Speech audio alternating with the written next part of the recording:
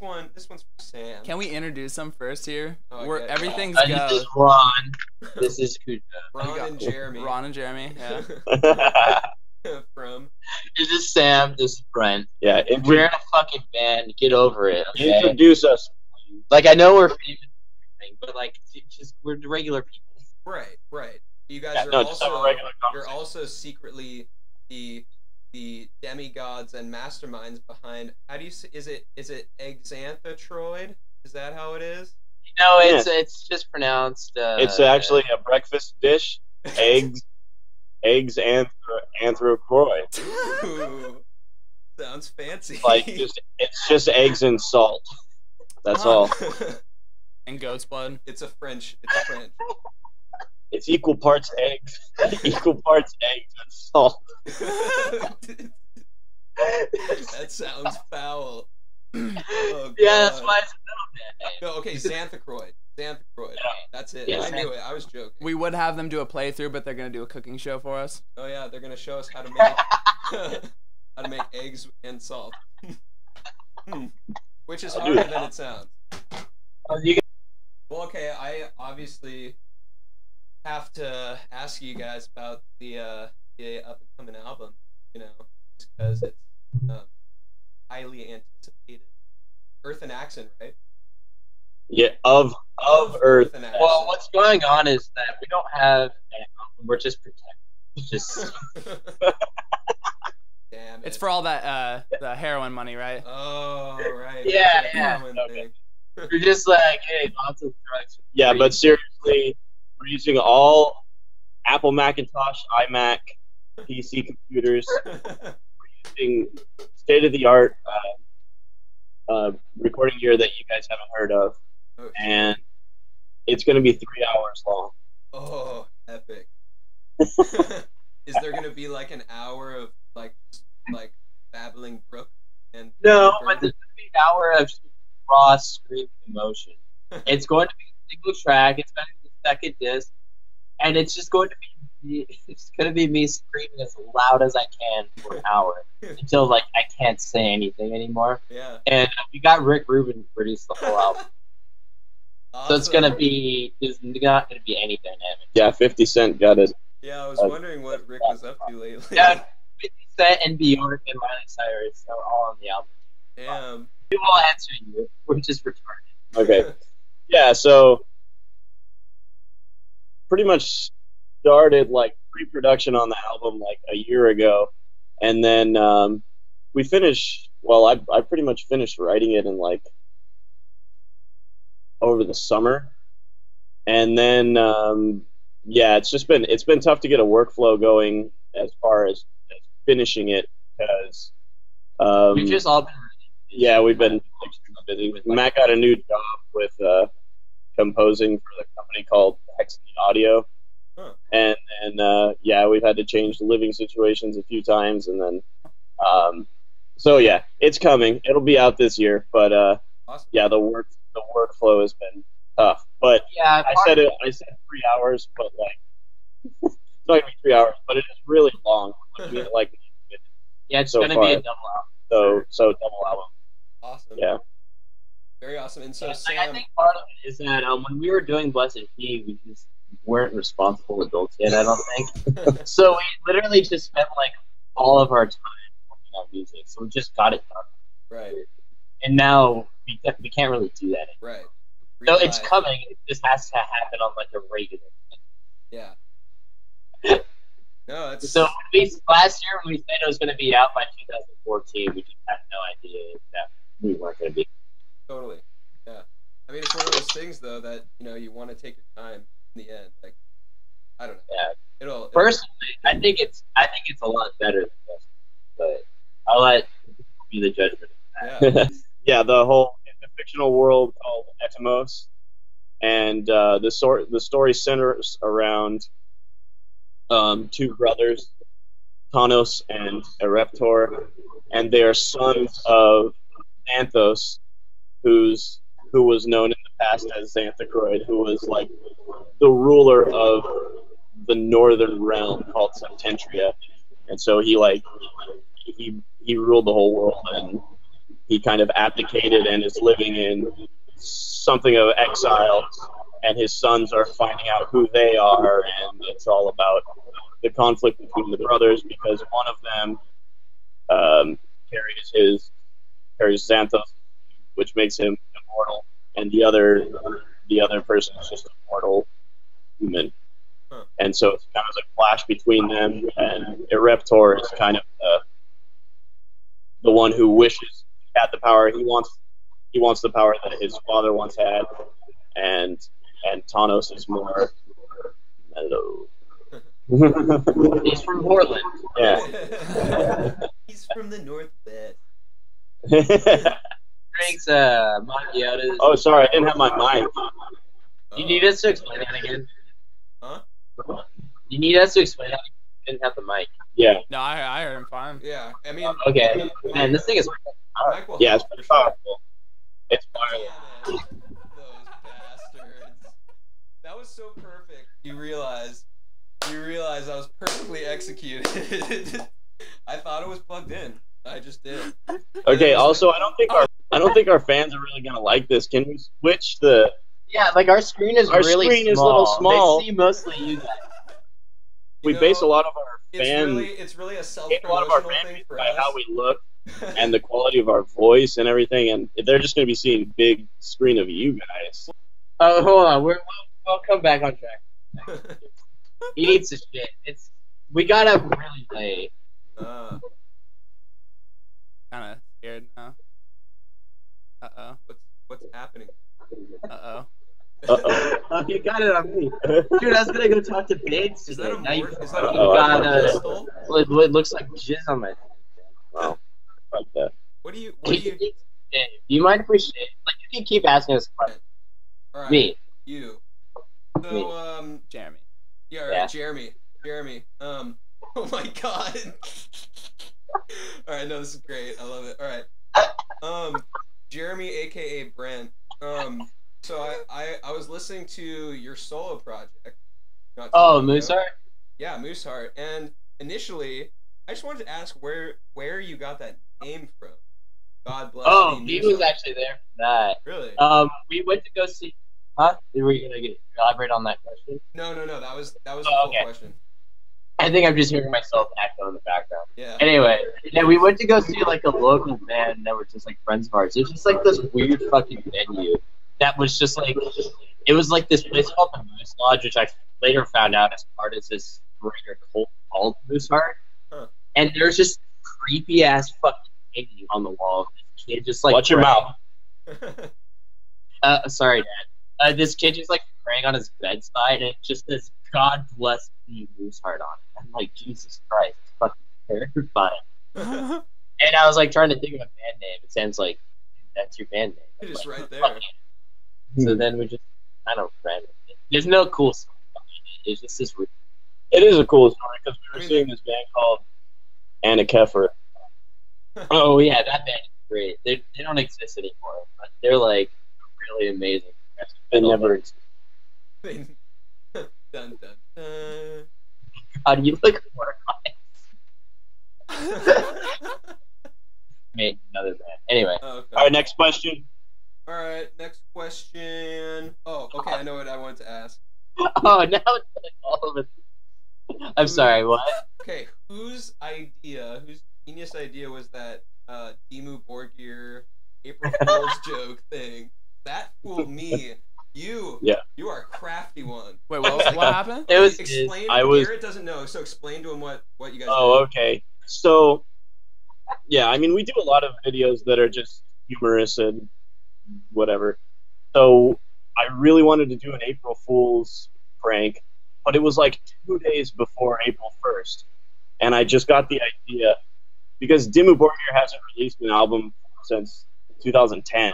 Right. So I guess everybody's waiting for it. And I was just kind of inspired by like all the people who upload to YouTube and say, "Oh, Opeth new song, whatever, faceless new song," Yeah. and it's like some random band. But it's always funny because the videos get like 80,000 views, 100,000 views, and it's like, wow, if anybody knew who this band was, they'd be getting some exposure. So I kind of took that idea, but like, you know, we were actually going to craft a song that sounded exactly like Dimmu Borgir. Originally, we were gonna do Opeth.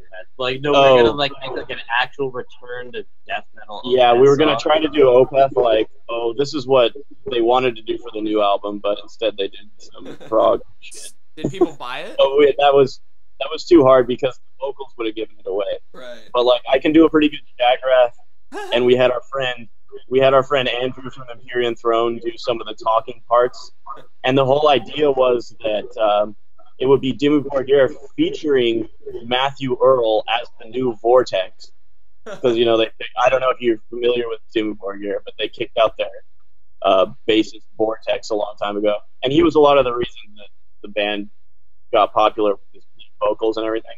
So it was going to be Dimmu Borgir featuring Matthew Earl of Xanthochroid. So it's like, yeah. So I don't know. It was a promotion idea more than anything, but it was also kind of a jab at like their songs are really formulaic. And it was fun to just write a Dimmu Borgir song, and it's still going. It's got like 130,000 views, and people are still posting. They're like, I've been listening to Dimmu Borgir my whole life. That is Shagrath. I know. Yeah. Even though we've playing it for 40 years, totally does matter. They're actually disputing on whether or not it's Yeah. actually. And so that's exactly what we wanted. Yeah. The amazing part is The that YouTube people comment war. still like Yeah. there's still people out there who like find it and just be like, oh yeah, dude, I can't like they're finally writing. Yeah. We got onto the torrents, so like for all time it's like Dimmu Borgir's bipartisan apostasy is part of their discography, whether they like it or not. And we actually got a comment from Silent Oz's official page, the guitarist, and he was like, "You guys got our attention. You must be proud." And we were like, "Yeah." What was it? Didn't the Shagrath comment on Yeah, it? but I think that was a fake It might have been a fake account, but I think with someone who's claimed to be Shagrath, just perhaps commented, "Fake copycats." Yeah. It's, what are some of your favorite albums of all time? Just brag. Okay, yeah, these are gonna be like answers that you wouldn't expect because I'm actually a giant hipster, just disguised in a black metal band. But like, I'm really into like Pink Floyd is like my favorite band ever. I love Dark Side of the Moon and like The Wall. Then I really love Neutral Milk Hotel, even though they're like one of those really lame 4chan bands. Big Smashing Pumpkins fan. I really love Melancholy and Sadness. Really recently, I've gotten really into Sunbather by Dead Heaven. Oh, nice. And I like a lot of like late '90s emo stuff, like American Football and like their debut album or their only album. Probably one of my favorites. There's like stuff like that. I don't listen to nearly as much music as he does. It's like I think in 2013, Yeah, his favorite albums were just the two albums I showed. all I listened to was the new Daft Punk album. Like seriously, it was really good. We both love that album a lot. But like as far as metal albums, like my favorite metal albums haven't changed really. I love Blackwater Park by Opeth. I love Prometheus, the Discipline of Fire and Demise by Emperor. I love Vitas Luku Habitati by Moon Sorrow. Yeah, I don't know. Recently I found this band, though, that's they're called Equin and Kalmos. They're from Finland. Yeah, I don't know what it means. But they're basically like Opeth, but a little more black metal elements. And they're really cool. They've been around since like the year 2000, but they kind of never got anywhere. I can't even find a place to buy their music, but they're on YouTube. They're really cool. Equin and Kalmos. We'll have Yeah. to send it to you. Yeah. Just put it in bright flashing text. But they're cool. Like if you're into Xanthochroid, like they have a similar sound, and it's crazy because I'd never heard of them before, and I was like, wow, they sound like Xanthochroid. Yeah. With were really good. But we had to tell them that story about what happened. You remember about the guy with the... Oh, Please. Yeah. Okay. Alright. So okay, I'm just gonna say this now. The people in Portland are insane. In the best way. Like you guys just like live in your own world. Yeah. And just like everyone that was there just lived in their own universe. It was like the only show where like people didn't leave after the show and they just kept talking to us. And like it just everyone was so into it. This drunk guy came with his fucking mom. And he like gave me this like look, and I'm like, yeah, back to him. So he just climbs up on the stage, and then I just didn't know what to do, and his mom just like kind of tugs on his jeans, like no, and he's like, oh, and he just like looked really embarrassed, and he just gets back down. But the best part was there's this one fucking asshole who was just like, you know, moshing when no one wanted to mosh, and he like threw the PBR cans at us. Then he goes up to our mixer, just goes to the main fader, just jerks it up and down. Yeah. No, but the next part. Yeah, we brought our own mix with us, and yeah, we kind of had it in front of the stage, and he just goes. So like our entire sound was just like. No, but then like Sam goes up to the mic and just goes, everyone fucking murder that guy. And like the entire venue just fucking fell on him, and they all picked him up and Threw him outside. Dude, that is That was awesome. awesome. Yeah. That And then show that kid who brought his mom, they forced us to sing like an impromptu version of Land of Snow and Sorrow on stage. It Remember was so that? bad. And everybody sang, it sounded like shit, but everybody sang along, and it was really fun. So they were like chanting "Land of Snow and Sorrow." Land of Yeah, they oh, were gosh. just like fucking yelling it. Yeah. Jeez. And then, yeah, 'cause, like, I just looked at Brent, and I was like, can you play this? Because we had to have a capo. We needed a capo, and we didn't have one. And And he's I made just it like, work. he made it where he pulled it out of his ass, and we were like, okay, here we go. Someone brought a capo with them. Yeah. It's like they knew. They're like, I knew they were gonna say that. Use that excuse. I brought one.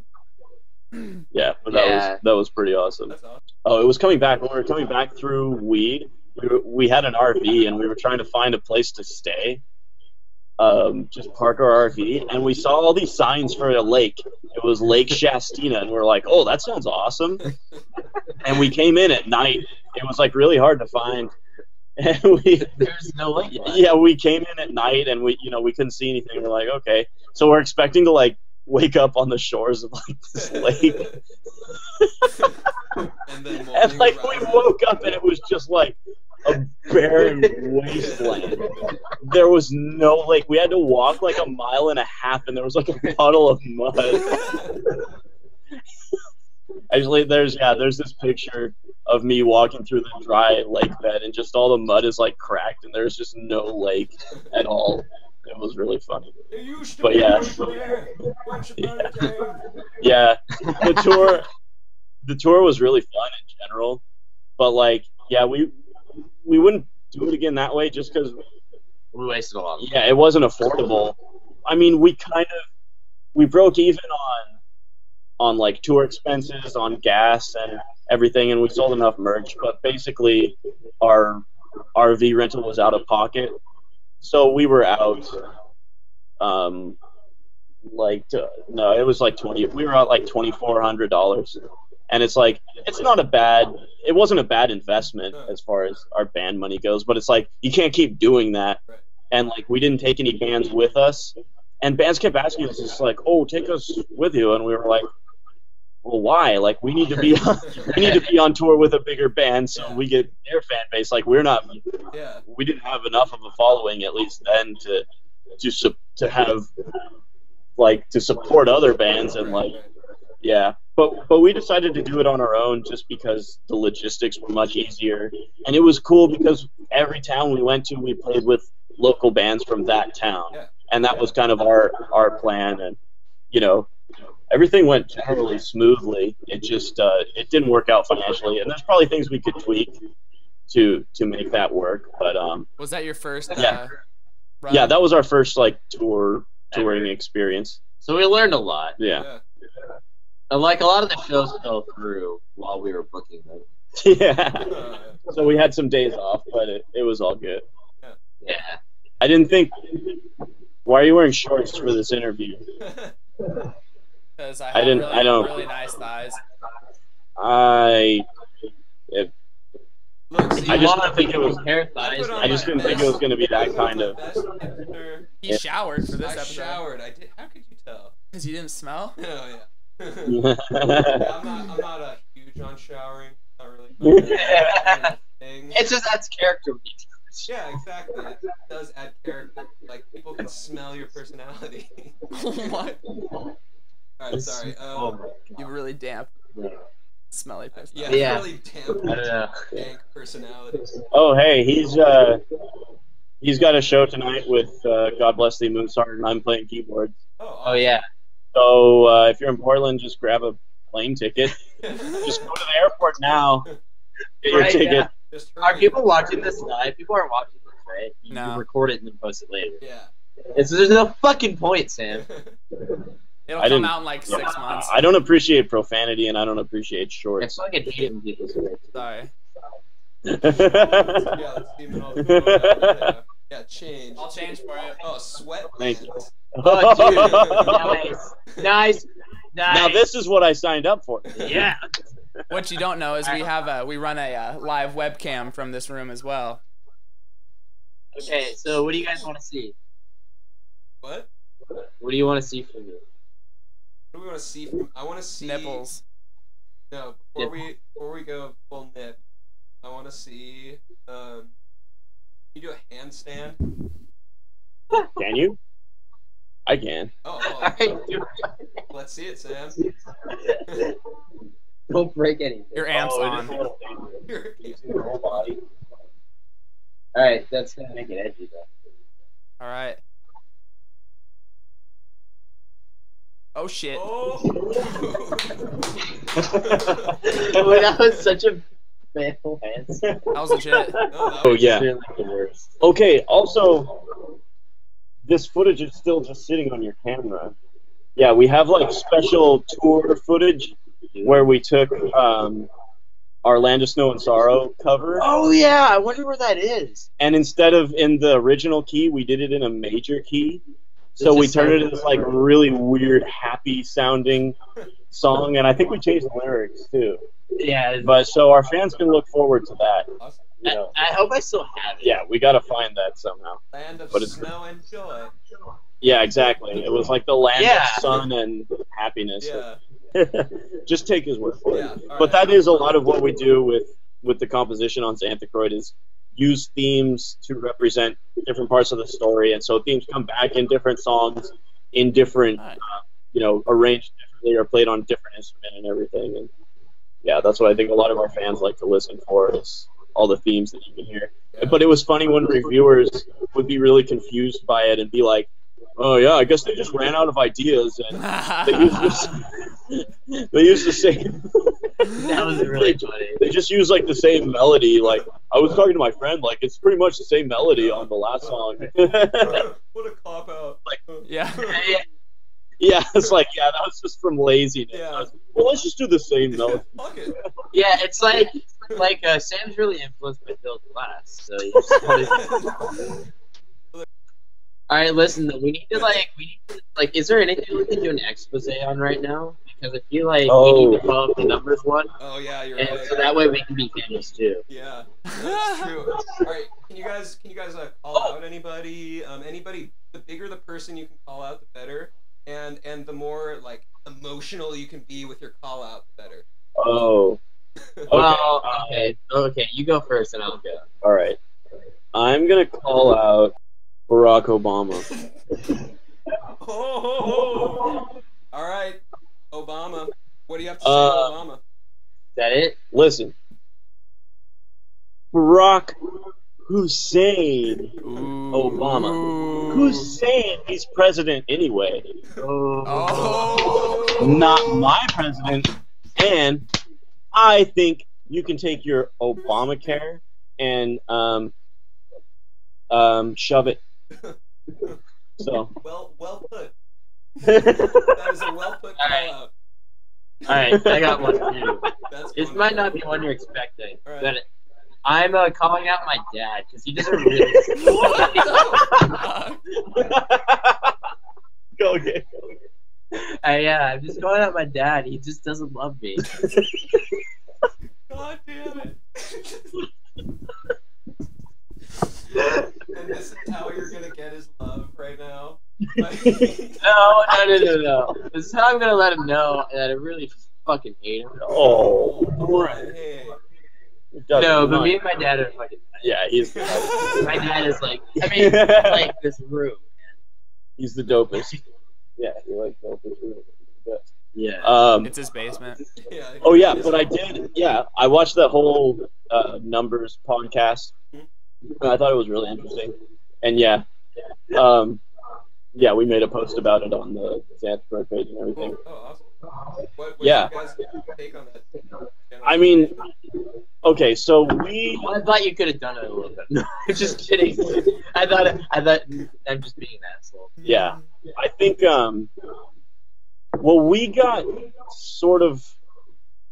We were sort of in the loop with Nuclear Blast Records for a little while, and we were kind of seeing how that all functions, and it just kind of soured us on like the whole getting signed thing, anyways. And I guess a lot of people were saying on like the numbers thing, they were like, "Oh, this guy's so naive," blah blah blah, and everything. It's like, I guess maybe we were in the same boat, but it's like when, you know, I've had Xanthochroid since like, we've been working on music since like 2005, and it's like when you've been working on something for that long and you've built whatever little recognition you have, but you've built that yourself. Like, I honestly do think it's absurd when a label comes in and says, "Yeah, we'll give you 13% of what's yours. We have control over all this stuff that you created."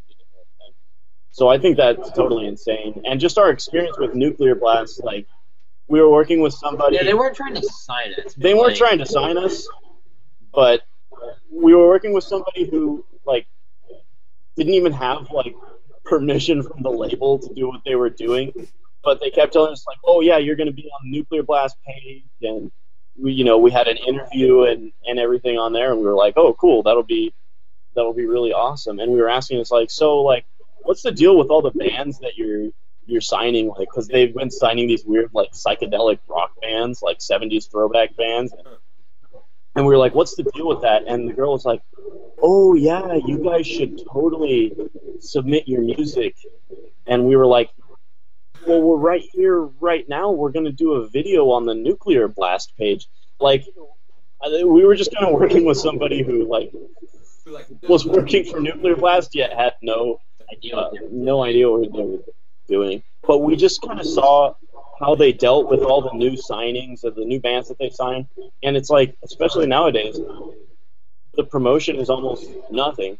Like, putting a video on our channel is going to do way more for us than their video was going to do on their channel, because they have so many bands on there and they don't care about them. They're just trying to find the next trend, especially with like they were signing all these psychedelic bands or whatever. But I don't know, it just kind of soured us on, like, they're going to give us money that we don't really even need, since we have like our own studio set up.